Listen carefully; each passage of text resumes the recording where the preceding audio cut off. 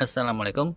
Di bagian pertama kita udah ulas kalau kita mau sehat secara holistik, maka periodik kita perlu meriset gut microbiome atau mikrobiota di perut kita.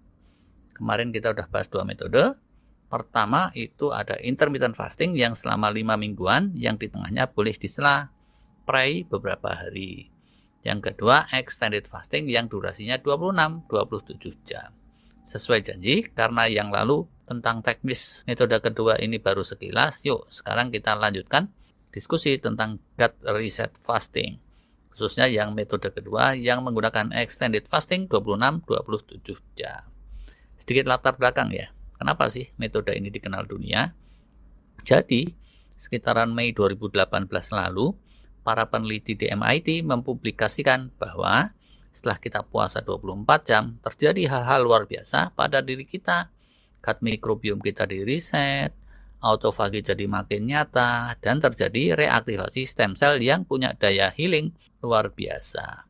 Khususnya stem cell di pencernaan. Nah, stem cell ini berguna untuk memperbaiki kerusakan atau luka-luka di jaringan-jaringan saluran cerna, dan juga bisa berguna memperbaiki gangguan masalah di tempat lain.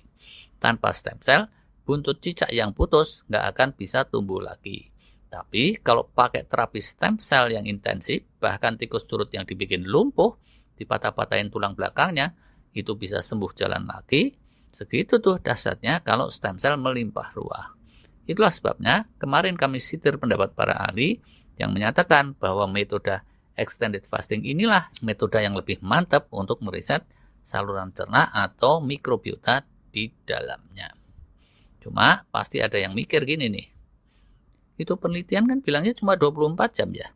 Kok yang direkomendasikan gut reset ini puasanya 26-27 jam? Nah, nggak semua merekomendasikan segitu sih.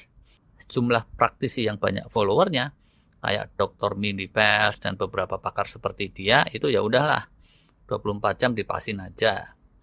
Kalau kelamaan kan nanti followernya bisa ngedumel ya kan. Tapi sejumlah ahli yang lebih cermat menyebutkan bahwa yang terbaik itu 24 jamnya ditambah beberapa jam lagi. Supaya apa? Supaya efektif. Kalau kita stop makan selama 24 jam, itu aktualnya pencernaan kita rehatnya bukan benar-benar 24 jam. Di jam-jam awal gitu ya, walaupun mulut kita sudah mingkem nyemamem, perut kita masih aja sibuk menggiling makanan. Karena itu, kalau mau beneran dapat 24 jam efektif, menurut mereka, puasanya itu mesti dilebihin dikit ke sekitaran 26 atau 27 jam. Terus, untuk menjamin efektivitas lagi, meal terakhirnya itu janganlah yang tinggi protein, jangan yang tinggi lemak, atau gampangnya jangan porsi jumbo. Kalau tinggi protein atau porsi besar, gilingnya itu 2-3 jam bisa nggak selesai.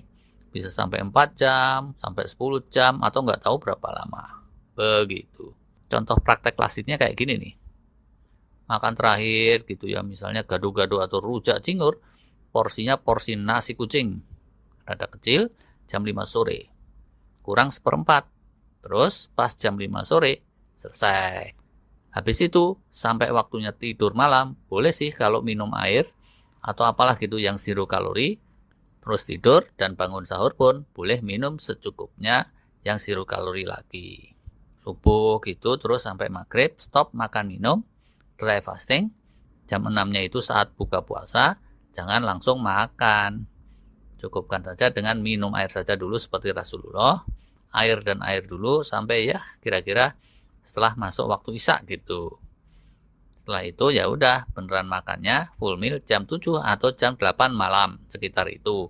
Sehingga puasa makannya dapatlah 26-27 jam. Tapi efektifnya itu sebenarnya sekitaran 24 jam ya. Karena sehabis makan sore yang kemarin seporsi nasi kucing, perut kita kan masih mencerna makanan setidaknya sekitar 2 jam. Insya Allah nih, kalau dipraktekin seperti itu, sesuai syariah juga di satu sisi, dapat pahala dari Allah, dan di sisi lain, gut resetnya juga dapat pet-pet. Ini tentunya dengan beberapa catatan penting.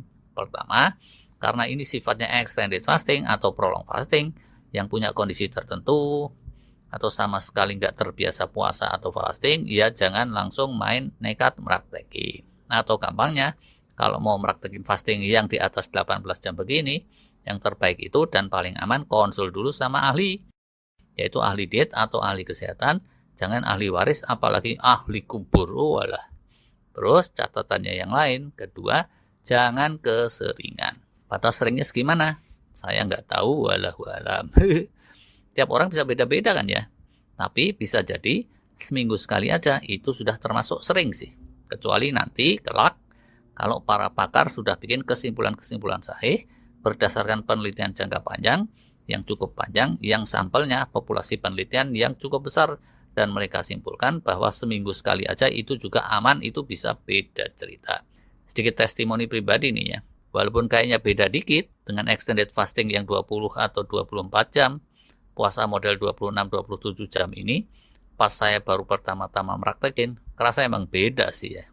Dia itu lebih berat, lebih ada dramanya dikit gitu kalau pertama-tama. Hampir sama beratnya dengan yang 36 jam yang dibilang oleh beberapa pakar merupakan sweet spotnya extended fasting. Nggak sama persis tapi mirip. Besok-besoknya apakah manfaatnya terus kelihatan nyata? Ternyata enggak juga. Hampir sama aja tuh dengan yang extended fasting 20-21 jam atau sekitar itu. Walau alam ya, saya nggak tahu gimana ngukur bedanya, tapi ya itu tadi diyakini oleh sejumlah pakar, model ini bisa secara relatif cepat menjadi model quick fix untuk meriset gut microbiome di perut kita. Itu deh reportase dan sharing kali ini. Kalau di antara kalian ada yang tahu metode lain untuk meriset gut microbiome, silahkan aja komen. Terima kasih. Sedikit saran lagi ya, untuk yang muslim nih khususnya. Kalau mau gut reset ini lebih dapat, diawali aja dulu dengan puasa Ramadan sebulan penuh. Lalu lakukanlah yang model extended fasting yang 26-27 jam ini saat Syawalan, saat selepas lebaran. Saya pernah nyoba dan terasa, wih, nggak tahu nih beneran atau sekedar kena sugestinya aja.